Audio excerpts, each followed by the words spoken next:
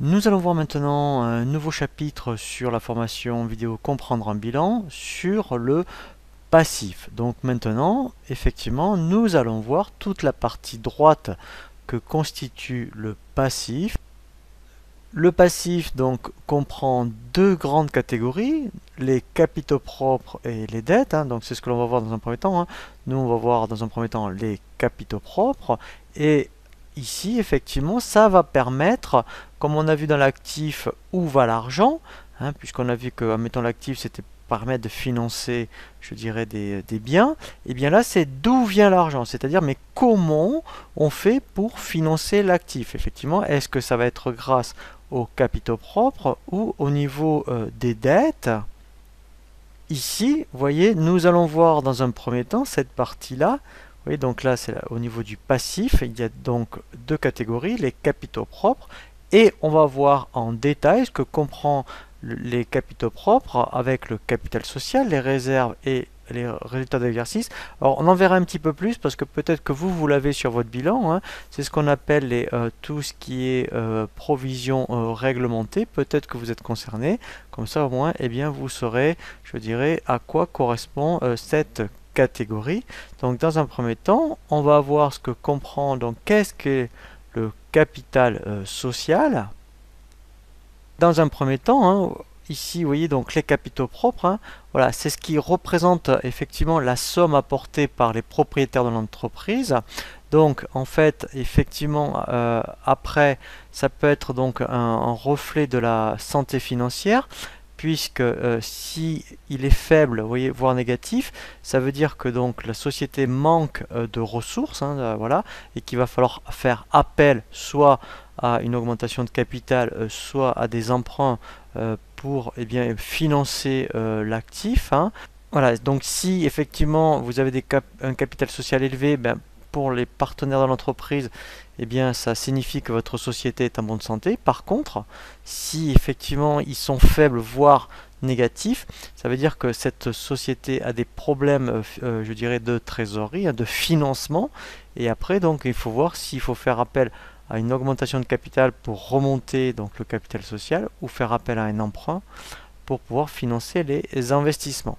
Donc la première chose que l'on va voir, c'est le capital social. Donc là, le capital social, c'est simple, c'est dans un premier temps, voilà, c'est en début d'activité, eh bien, c'est le capital qui est apporté par le chiffre d'entreprise ou les actionnaires. Et quand vous apportez, mettons, un capital de 5000 euros, eh bien, c'est ce qui va constituer le capital social. Alors les écarts de révélation, donc ça c'est vraiment particulier, donc là je ne vais pas m'étendre là-dessus puisque c'est sur des sociétés particulières, voilà. Donc par contre, voilà, ce qu'on va voir c'est les réserves. Donc les réserves, si on regarde sur la présentation du bilan, voilà, vous voyez, donc ça sera ici. Voilà, donc là, mettons, oui, c'est vraiment intéressant. Il y en a pour 26 700 euros. Donc, comment est constitué les réserves?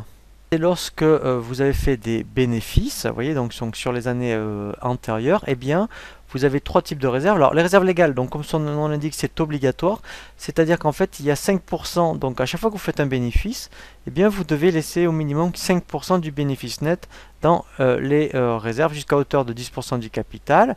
Alors, les réserves réglementées, c'est un petit peu particulier, donc c'est quand il y a des plus-values à long terme.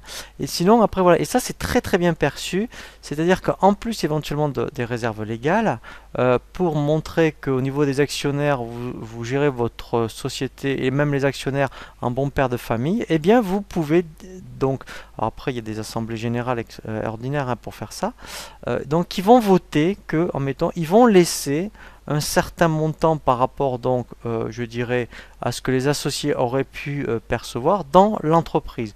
Et on va mettre ça dans autre réserve. Donc en principe, les premières années, c'est ce qui se passe. Donc c'est déjà très très bien perçu, même par rapport aux partenaires financiers, que dire, ben non, les actionnaires dire on va privilégier donc de réinvestir un certain seuil donc de notre bénéfice.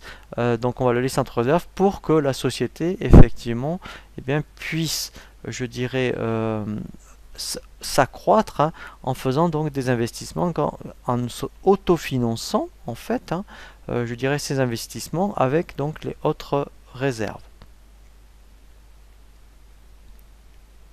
Après, vous avez ce qu'on appelle le report à nouveau. Voilà, donc ça, c'est les bénéfices, hein, voilà, des années antérieures qui n'ont pas été distribués. Et donc, voilà, on les met dans le report à nouveau, mais aussi, c'est éventuellement, alors, c'est dans notre cas de figure, s'il y avait des pertes, eh bien, tous les ans, on peut reporter, je dirais, les pertes. Voilà, donc si après vous faites un bénéfice, même par rapport à l'impôt sur les sociétés, eh bien, on peut reporter tous les ans une fraction je dirais, des pertes de l'année antérieure. Après, donc là, vous avez le résultat de l'exercice. Donc ça, on l'a vu, hein. Donc là, je vous invite également à consulter la formation sur le compte de résultat. Le résultat de l'exercice, c'est donc ce qui va apparaître une fois qu'on a fait déterminer le compte de résultat entre la différence entre la classe 6 et 7. Eh bien, on a un résultat qui peut être soit un bénéfice ou une perte, et c'est grâce au résultat de l'exercice, hein. Donc si on regarde l'exercice, que après le passif et l'actif est équilibré. Donc là, eh bien, ici, tous les ans, quand vous faites donc le compte de résultat, automatiquement, quel qu'il soit, un bénéfice ou perte, le résultat de l'exercice ici est reporté dans les capitaux propres. Après, effectivement, vous voyez, donc c'est les actionnaires et les associés qui décident si après, eh bien, en assemblée générale, hein, si le résultat, soit eh bien, il perçoit des dividendes, soit, eh bien, vous voyez, il l'affecte dans les réserves. Voilà, donc ça, c'est pour ça que la répartition est très très importante, puisqu'au moins c'est significatif par rapport à la volonté des actionnaires. Ensuite, après, vous pouvez avoir, alors, donc c'est en dessous des résultats de l'exercice qu'on appelle des provisions réglementées. Alors, donc sur le bilan là qu'on a vu, ça n'est pas indiqué. Là, effectivement, donc c'est vraiment, vous voyez comme c'est indiqué ici, ce sont des charges exceptionnelles.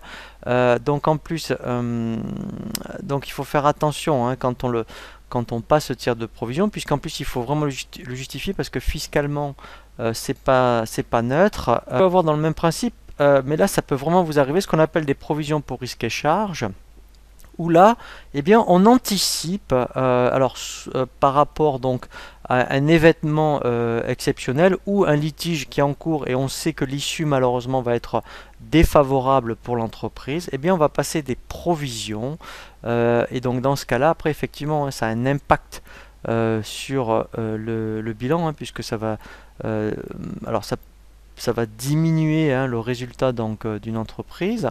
Donc c'est pour ça que les impôts surveillent et font très très attention à quand les entreprises pratiquent ce type d'écriture, parce qu'après il faut le justifier. Voilà, donc c'est lié en principe, hein, à un événement. Vous voyez, donc soit un litige avec un gros client, vous voyez, donc soit des pénalités ou amendes, mais vraiment très très importantes. Eh bien, on va provisionner un risque. Alors l'année d'après, on peut faire ce qu'on appelle des reprises sur provision. Si on a trop estimé, eh bien, en fait, c'est un jeu d'écriture, hein. Après, on peut diminuer le risque, mais en attendant, si éventuellement c'est justifié, on peut donc passer ce qu'on appelle des provisions pour risques et charges. Donc, c'est toujours dans les capitaux propres, hein. Voilà, quand on regarde le bilan, après, c'est après le résultat de l'exercice, eh bien, vous avez provision pour risques et charges et provision réglementée. Voilà, et après donc effectivement, eh bien vous avez le total des capitaux propres. Voilà, et vous voyez, donc c'est pour ça qu'ici c'est un bilan, on va dire classique, hein, en règle générale. Voilà ce qu'on rencontre, c'est capital social, les réserves et le résultat de l'exercice.